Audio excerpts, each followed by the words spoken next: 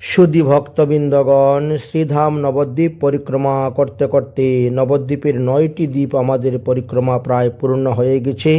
এখন আমরা মাধাই তলায় এসে উপস্থিত হয়ে গেছি। জগাই মাধাই বাড়ির পাশেই এই দেখেন মাধাই তলা যাওয়ার রাস্তা। মাধাই যে ঘাট তৈরি করেছিলেন, এই জগাই মাধাইয়ের ঘাট আমরা দর্শন করতে যাচ্ছি।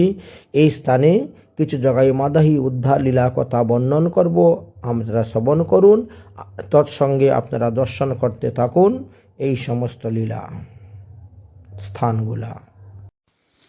আমরা এখন মাধাই তলা নামক গ্রামেতে এসে উপস্থিত হয়েছি। এই যে দেখাচ্ছি আপনাদেরকে গেটটা, এবং আমরা যে প্রবেশ করতেছি এটি হলো জগাই মাধাইয়ের মূল বাড়ি, যে বাড়িতে জগাই মাধাই জন্মগ্রহণ করেছিলেন, যে বাড়িতে তাদের বংশধরগণ এখনো আছেন। তো আমরা ঠিক সন্ধ্যার একটু আগেই উপস্থিত হয়েছি মন্দিরে। মহাদেব বিরাজ করতেছে। দুটি প্রকোষ্ঠের মধ্যে দুজন মহাদেব আছেন, অনেক বড় বড় দুই মহাদেব আছেন। জগাই মাধাইয়ের বাড়ির দুই পাশে বহু তাঁত শিল্পগণ আছেন, সবসময় তাঁতের কাপড় তৈরি হতেই থাকে।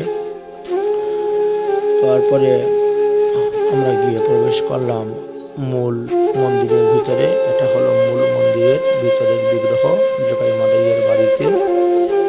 একদিকে নিতাই গৌর অবস্থান করতেছেন, একদিকে জগাই মাধাইয়ের সম্পূর্ণ পরিবারগণ, তাদের বংশধরগণ এবং ভগবানের লীলা সব অবস্থান করতেছে। খুব সুন্দর সুন্দর বিগ্রহগুলা অবস্থান করিতেছেন। এই জগাই মাধাই বিপ্রকুলে ব্রাহ্মণ কুলে জন্মগ্রহণ করা সত্ত্বেও সঙ্গদোষের কারণে তারা এরূপ হয়েছিলেন। তারা এতই পাপ করেছিলেন যে তাদের পাপের জন্য স্বয়ং যমরাজ পর্যন্ত চিন্তায় পড়ে গিয়েছিলেন। চিত্রগুপ্তকে যখন বললেন, চিত্রগুপ্ত তখন বহু এনে দেখাচ্ছেন যে এই দেখেন তাদের পাপের পাহাড় হয়ে গিয়েছে। সেই পাপ থেকে মুক্ত হলেন একমাত্র মহাপ্রভু নিত্যানন্দ প্রভুর কৃপায়। জগাই মাধাই উদ্ধার হওয়ার পর তারা সাধু গুরু বৈষ্ণবের চরণে যে অপরাধ করেছিলেন, সেই অপরাধ স্খলনের জন্য এই মাধাই ঘাট তারা তৈরি করেছিলেন। আজ অবধি এটা মাধাই ঘাট নামে পরিচিত। এই যে গঙ্গা দেখতে পাচ্ছেন, এই গঙ্গার তরে মাধাই ঘাট তৈরি করেছিলেন। জগাই মাধাই তারা নিত্যানন্দ প্রভুর নিকট থেকে দীক্ষা গ্রহণ করেছিলেন। আর দীক্ষা নেওয়ার পরে তারা মস্তক মুন্ডন করলেন, মাথায় শিক্ষা রাখলেন, দাদুর সঙ্গে তিলক রচনা করতেন। আর অজ্ঞানবশত ভুলবশত তারা যে সমস্ত কর্ম করে গিয়েছেন, সেই কুকর্মের ফল থেকে মুক্তির জন্য সাধু সেবা, বৈষ্ণব সেবা করতেন। প্রতিদিন 3 লক্ষ হরিনাম জপ করতেন। এই যে আমরা গঙ্গা দর্শন করে ফিরে আসতেছি, এটাই মাধাই ঘাট নামে পরিচিত। আর এটি হলো মাধাইয়ের বাড়ি। এই স্থানে বসে তারা দীক্ষা গ্রহণ করেছিলেন। মহাপ্রভু নিত্যানন্দ প্রভুর কাছ থেকে দীক্ষা প্রাপ্ত হয়েছিলেন এবং বৈষ্ণব সেবা করতেন, 3 লক্ষ হরিনাম জপ করতেন। এই জগাই মাধাই পূর্বজন্মে তারা ছিল জয় বিজয়, অর্থাৎ বৈকুণ্ঠের জয় বিজয় ছিলেন এই জগাই মাধাই। তারা ব্রহ্মার পুত্র চতুষ্ষণের নিকটে অপরাধ করার কারণে তারা অভিসম্পাদ দিয়েছিলেন, যাও তোমরা পৃথিবীতে গিয়ে অবতীর্ণ হও। ও প্রথমে বলছিলেন অসুর কুলে যাও। তারপরে তারা বললেন যে আমরা উদ্ধারের উপায় কি? বললেন যে যদি শত্রুভাবে যাও তাহলে 3 জন্মে উদ্ধার হয়ে যাবে, আর মিত্রভাবে গেলে 7 জন্ম লাগবে। এই জন্য তারা শত্রুভাব অঙ্গীকার করেছিলেন উদ্ধারের জন্য। প্রথম জন্মে তারা হিরণ্যকশ্যপ হিরণ্যকাক্ষ হয়েছিলেন, দ্বিতীয় জন্মেতে রাবণ কুম্ভকর্ণ হয়েছিলেন, আর তৃতীয় জন্মে শিশুপাল আর দন্তবক্র হয়ে জন্মগ্রহণ করেছিলেন। 3 জন্মই ভগবানের হাতে মারা গিয়েছেন, ভগবানকে বিদ্বেষ করেছেন। আর এই চতুর্থবার কলিযুগে আসলেন তারা প্রেম ভক্তি লাভ করার জন্য। এটা তারা স্বইচ্ছাতেই এসেছিলেন মহাপ্রভু লীলাকে দর্শন করার জন্য, মহাপ্রভু লীলার সহায়তা করার জন্য। তাই এবং নামের মহিমা প্রকাশ করার জন্য, মহাপ্রভু যে নামের দ্বারা যে জীবোদ্ধার হয় সেটাকে দেখানোর জন্য, প্রকাশ করার জন্য তারা এসেছিলেন ভগবানের মহিমা কীর্তনের জন্য। তো প্রথম জীবনে তারা এরকমই দস্যু আকৃতির, দস্যু প্রকৃতির ছিলেন, দস্যু স্বভাব চরিত্রের ছিলেন এবং পরবর্তী সময়ে নিতাই চাঁদের কৃপাতে তারা পরম বৈষ্ণব হয়ে গিয়েছিলেন। জগাই মাধাই একটা কথায় বলে না, ব্রাহ্মণ যদি বৈষ্ণব হয় তাহলে সোনায় সোহাগা হয়। তাই জগাই মাধাই ব্রাহ্মণ বৈষ্ণব হয়েছিলেন বলে সোনায় সোহাগা হয়ে গিয়েছিলেন। আসুন সেই জগাই মাধাইয়ের চরিত্র কথা আমরা শ্রবণ করি। জয় রাধে, জয় রাধে, জয় রাধে, জয় গৌর সুন্দর। মহাপ্রভু দেখলেন আর কাল বিলম্ব করা যাবে না, আমার সময় অতি ঘনিয়ে এসেছে।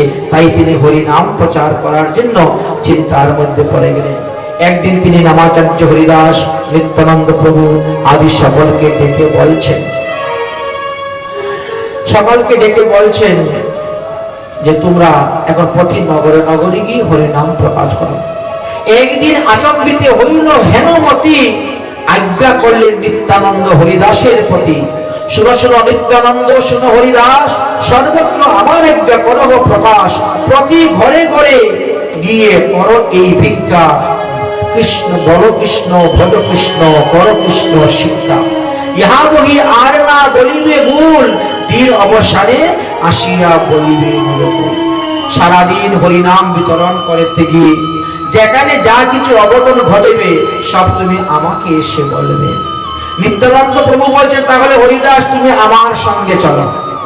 প্রত্যেকে দল বেঁধে বেঁধে যাচ্ছেন। নিত্যানন্দ প্রভুর সঙ্গে হরিদাস সঙ্গী হলেন, রওনা হয়েছেন এই হরিনাম প্রচার করার জন্য। অতএব হরিদাস নিত্যানন্দ হরিনাম প্রচার করতে বেরিয়েছেন। আজ্ঞা পাইয়া দুইজনে বলে ঘরে ঘরে, বলে কৃষ্ণ গাও কৃষ্ণ, ভজ কৃষ্ণ রে, কৃষ্ণ প্রাণ, কৃষ্ণ ধন, কৃষ্ণ সে জীবন, হেন কৃষ্ণ ভজবাই হয়ে এক মন। এখন যারা ভালো লোক ছিল তারা তো সুন্দর কথা বলছে, কিন্তু যারা নাস্তিক, যারা পাষণ্ডী, যারা দুর্জয়, তারা উৎপাত করতে শুরু করে। আরে ভাই তোমরা পাগল হয়েছ নিমাই পণ্ডিতের কথায়, আমাদেরকে কেন পাগল করতে আসতেছ? এইভাবে বলা বলি শুরু করতে দিয়েছে। এদিকে কি হবে? মহাপ্রভু আদেশ শিরোধার্য করে নামাচার্য হরিদাস আর নিত্যানন্দ প্রভু হরিনাম প্রচার করতে করতে যাচ্ছেন। তো হঠাৎ সামনে থেকে দুই মাতাল মদ খেয়ে মাতোয়ারা হয়ে একজন আরেকজনকে গালিগালাজ করছে। নিত্যানন্দ জিজ্ঞাসা করলেন ভদ্রভদ্র লোককে, ভাই ওরা কারা? বলে ওরা তো ব্রাহ্মণ কুলে জন্মগ্রহণ করেছে, কিন্তু ব্রাহ্মণের অনাচার কিছুই, আচার বলতে কিছুই নেই। এরা পতিত ব্রাহ্মণ, অধম ব্রাহ্মণ, মদিরা পান করেছে। এক ভাই আরেক ভাইকে শালা বলে গালি দিচ্ছে, আপন ভাই। এমন অনাচার, এমন কদাচার, আহা। নিত্যানন্দ প্রভু বলছে হরিদাস, এই দুই মধ্যপেক্ষে যদি আমরা উদ্ধার করতে পারি তাহলে তো এই আমাদের হরিনামের ফলটা লোকে বুঝতে পারবে।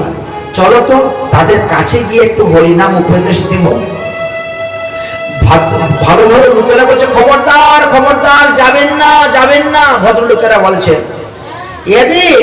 এদের কোনো ধর্মাধর্ম জ্ঞান নেই, কোনো হিতাহিত জ্ঞান নেই। এরা যাকে পায় তাকেই ধরে। কত সাধুদের টিকি কেটে দিয়েছে জানেন?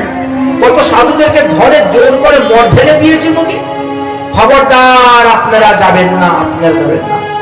কিন্তু নিত্যানন্দ প্রভু তো দয়ার সাগর, তিনি চিন্তা করলেন এই মেয়ে মধ্যপেক্ষে উদ্ধার করতেই হবে, করতেই হবে। কারণ মহাপ্রভুর আদেশ, চলো যেতে হবে। মহাপ্রভুর আদেশকে শিরোধার্য করে তিনি উপস্থিত হয়েছেন। হয়ে গিয়ে বলছেন, ও ভাই তোমরা কৃষ্ণ ভজন করো, হরি ভজন করো, হরি নাম করো। আর এই কথা শ্রবণ করার সঙ্গে সঙ্গে কেড়ে কেড়ে ধর ধর মার মার করে ছুটে পালাচ্ছেন। হরিদাস ঠাকুর তো অনেকটি বয়স, তিনি বেশি দৌড়তে পারছেন না, হাঁপিয়ে যাচ্ছেন। নিত্যানন্দ তো এক দৌড়ে চলে যাচ্ছেন। হরিদাস ঠাকুর বলছে, সর্বনাশ হয়ে গেছে, আমি আর এই নিতাইয়ের সঙ্গে নাম প্রেম প্রচার করতে যাব না। সন্ধ্যার সময় এসে মহাপ্রভুকে বললেন, প্রভু এই দুই মদ্যপ যতদিন পর্যন্ত নবদ্বীপে আছে আমি হরিনাম প্রচার করতে যাব না। যদি আজকে ধরতে পারতো আমার সর্বনাশ হয়ে যেত, আমি আর যাব না। প্রভু বলেন, চিন্তা করিও না, এক মদ্যপ আরেক মদ্যপকে উদ্ধার করতে পারে। আমার নিত্যানন্দ প্রভু হলেন নামে মত্ত, আর জগাই মাদাই হলো মদেতে মত্ততা। তাই এক মত্ততা আরেক মত্তকে উদ্ধার করতে পারবে। দেখো, মদ্যপেরও নিষ্কৃতি আছে কোনো কালে, কিন্তু পরনিন্দার গতি নাহি কোনো ভালে। বিশেষ সুচিন্তীয় তুমি দুইজনের মঙ্গল, অচিরায় কৃষ্ণ তাহা করিবে কুশল। হে হরিদাস, তুমি যখন এই দুইজনের মঙ্গল কামনা করতেছ, অবশ্যই ভগবান তাহা পূর্ণ করবেন। হাসি বলেন, বিশ্বম্বর হইয়া সদয় এই কণে দর্শন দিল তোমার হয়। অতএব তুমি চিন্তা করিও না, এই মদ্যপ উদ্ধার হইবে, উদ্ধার হইবে। যাই হোক, এইভাবে হরিনাম প্রচার করে এসেছেন। পরদিন আর হরিদাসকে সঙ্গে করে নিলেন না। নিত্যানন্দ প্রভু একাই ছুটলেন, আর আস্তে বেস্তে গিয়ে উপস্থিত হয়েছেন।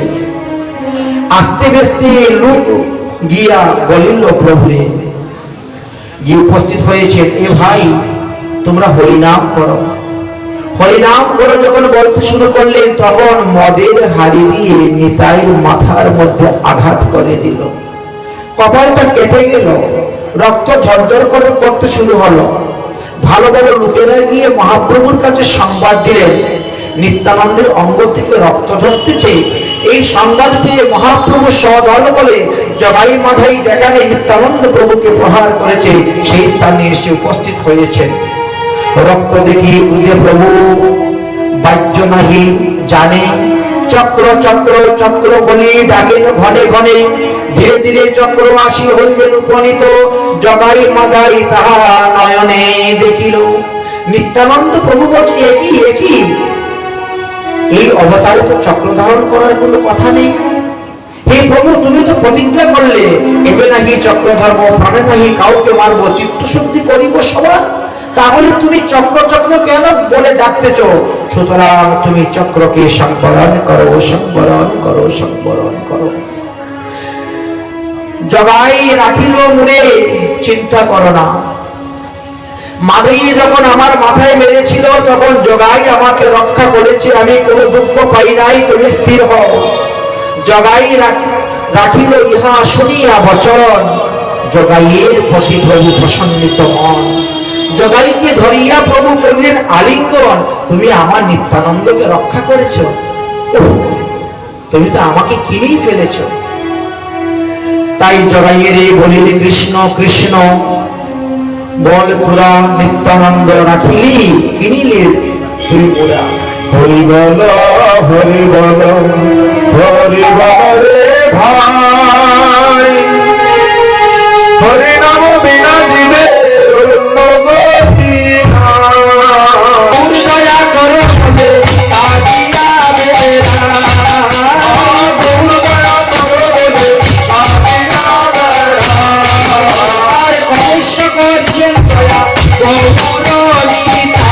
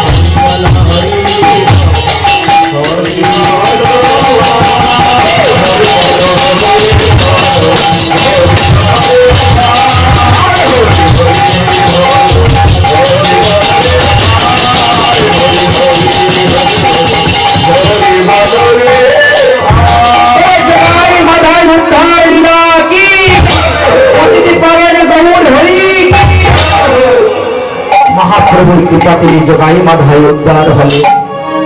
জগাই মাধাই কে মহাপ্রভু বললেন, ওরে জগাই, ওরে মাধাই, কোটি জন্মে যত পাপ আছে তোর, আর যদি না করিস সব দায় নয়। জগাই মাধাই মহাপ্রভুর চরণে আত্মসমর্পণ করে দিলেন, মস্তক মুন্ডন করলেন, শিকা রাখলেন, হরিনামের রুখানির প্রতি দিন 3 লক্ষ হরিনাম করতেন, আর গঙ্গার মার্জল করতেন, গঙ্গার সেবা করতেন। গঙ্গার ঘাটে সুন্দর করে ঘাট বানিয়ে দিয়েছেন, যত বৈষ্ণব গঙ্গায় স্নান করতে যান তাদের চরণে ধরে ক্ষমা ভিক্ষা চান। এইভাবে তাদের বৈষ্ণব অপরাধ, নাম অপরাধ, ধাম অপরাধ, সেবা অপরাধ ধীরে ধীরে মুক্ত হতে শুরু হয়। জগাই মাধাই উদ্ধার করার পরে মহাপ্রভু জিজ্ঞাসা করলেন, ভক্তগণ দেখো তো আমাকে কিরকম লাগছে? বলে কি আপনি কালো বর্ণ হয়ে গেলেন, শ্যাম বর্ণ? আপনি গৌর বর্ণ, তনু শ্যাম বর্ণ? বলে জগাই মাধাই এর সমস্ত পাপ আমি গ্রহণ করেছি, এই জন্য কালো হয়েছি। চলো চলো আমরা গঙ্গা স্নান করতে যাব। গঙ্গা স্নান করতে গেলে গৌর সুন্দর আবার যেভাবে সেভাবেই হয়ে গেলেন। অতঃপর সেখানে জল খেলা হলো। জল খেলা করে তারপরে প্রত্যেকে নিজ নিজ বাড়িতে এসে উপস্থিত হয়ে গেলেন। সমাধি সম্বন্ধে আমরা সবাই যেন অজ্ঞানতার অন্ধকারে পড়ে আছি।